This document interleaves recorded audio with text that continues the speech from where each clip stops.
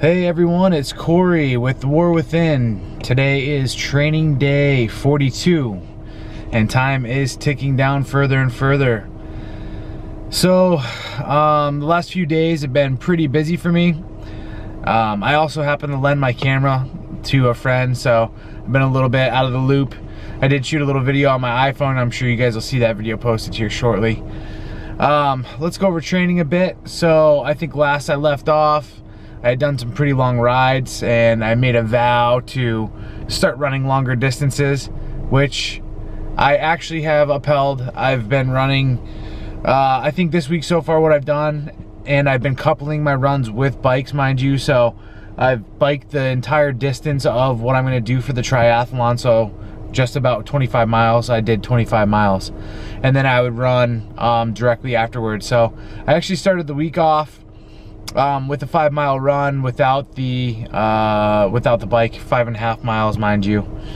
And then I decided to change my running days to match directly with my bike so that I could start getting used to the transition. So I became a little curious, and my biking has been getting a lot better, more efficient. I've been getting faster with that. So I wanted to see how it would couple up with the longer run. So on Thursday, I decided to do a 25 mile bike into a 5 mile run, which pretty much signified the ability for me to be able to do and complete the triathlon, which I'm pretty stoked about. So I completed that and I felt good at the end of it. I maintained about an 8:40 pace on my run for the 5 miles. Very thrilled about that as well. We'll see if I can keep that up during the triathlon. We'll see. Either way, that went into yesterday, and I did another 25, and then I did a 3 mile just to kind of keep the wear and tear down, and obviously just looking to get it smooth. And where I was actually at for that one is I decided to go faster on the bike and see if I was going to be able to keep up with the run. It was a difficult 3 miles, but it wasn't too bad. So I could have maintained, I could have finished the 6 at that pace. It just would have been a pretty hard 6. But I was happy about the numbers I put down for my bike yesterday. Things are getting a lot more smooth. My runs are getting better, believe it or not. And yeah, that's about that. So today's Sunday, it's Mother's Day, and I am not training today. Today's a little bit of rest day. I'm actually gonna go volunteer, serve some nice old lady some dinner tonight. I figured I could help out that way. Anyway, what I wanted to talk about today was a little bit of a darker subject. As you guys know by now, I like to tackle the deep stuff. It's where we have to go. And the big thing is, it's something that I saw just recently. A veteran who was one of the members of 22 Kill, one of the originators, a group of people that was designed to start assisting with veteran suicide. This individual was a sergeant in the Army, and he took his life this week.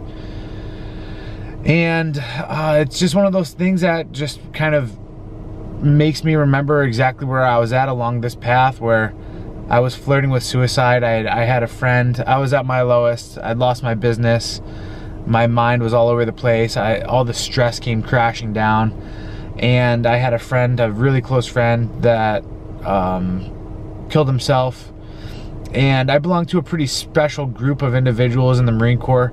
Counterintelligence is a pretty small community of a certain type of individual, and a lot of people just started dying at that time frame. Just crazy stuff, either suicide or car accidents or motorcycle accidents. And death was just very prevalent in my life at that point in time. And I felt like the universe was actually calling to me and telling me to die. And that can be read in many different aspects. And it was to the point where I thought that I was going to end up killing myself. I thought that was kind of the chapter of my story.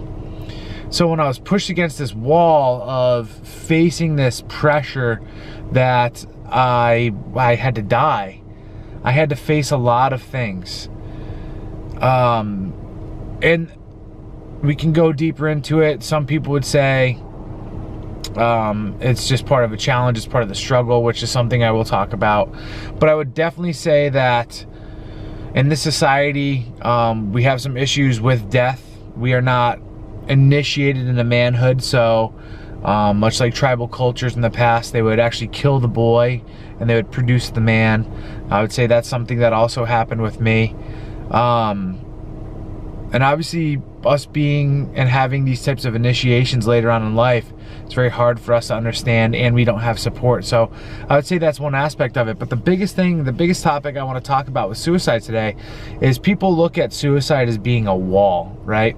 You're stuck against a rock in a hard place and there's no way out. So your only option is to take your life. And I think that's really where a lot of our veterans go when they decide to take their life. There are some people out there still, I think, that do it for attention purposes, or they think that they'll be getting back at somebody. So it's a very emotional type of thrust into it. And usually those are the type of people you'll see doing numerous attempts and then finally they do it, or, you know, or they just attempt and that's kind of it, and then afterwards they don't. But the majority of veterans, they don't. The ones that end up killing themselves and they didn't leave any signs behind, because that's very typical, they wanted to die, and that's what they thought. They thought it was their option, and that's why you see them do it in a way of just, all right, one and done, it's over with, and he didn't see much signs before it. So with that said, when it comes to suicide and being stuck in this rock in the hard place, you obviously feel as though there is no path laid before you and that life has just pretty much stopped. And I'm here to tell you that when you are pushed against this wall, and the way that I kind of picture it is that I see this hard, like this black wall. You don't know what's behind it, and you just feel yourself being smushed up against it. And it's easy to believe that there's nothing there. But in reality, it's just a struggle. And the way I've heard this not stereotype, but it's an analogy, that the suicide is actually a door. This presentation of how it's being delivered is actually a door. And it comes a point where you reach this point where you have to wait for the door to open. And once you get past these thoughts of suicide and the struggle of thinking that you need to die, and you're actually able to look back and start enjoying life, you really see that this was an opportunity for you to start to learn to value your life. So what I'm saying to people today is this: these thoughts of suicide, they're definitely normal, especially in a society today where we are not brought up and initiated properly into manhood or womanhood. We have a lot of psychological issues within our own society. We are doing things really backwards. We are not moral. We are not just. We violate people's liberty. So I can understand why people get easily pushed up against this wall that they think they're pushed up against. But I'm here to tell you, I survived it. And the way that I was able to survive it is I got to look back now at that time frame and see that it was a doorway opening up to a bigger purpose, a bigger path, and that a part of me did indeed have to die. But the physical self, my lifetime here on earth did not have to end. It was a mythological, spiritual type of ego death, let's say. And there was a period and a time where mourning did need to occur, where I did need to sit and I did need to rest and I did need to rebuild and I needed to mourn my past life. But now it's to the point where I look at this issue that I had gone through and I see it launching me into a better direction in life. And that's what I'm here to tell everyone who's suffering from these issues, is that there is light at the end of the tunnel. The faith you try to grab onto, it's real, it's tangible, and if you make it through, and this is why I'm speaking to you all, is because you're being forged. You're being forged in the fire, you're being strengthened, and you need to realize that it is in a way a test in order for you to start living out your purpose, your best self, reaching your full potential.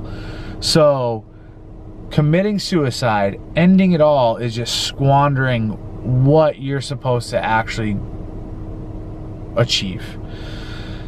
Really deep. I understand it's a tough subject. It's hard when you're in that position, but I'm here to tell you that it is attainable, and you are able to get out of it, and you are able to live a life of happiness. And I'm not telling you I'm the most happy person in the world right now, but I see things from a different perspective, and I definitely have the expectation that life is going to continue to get better.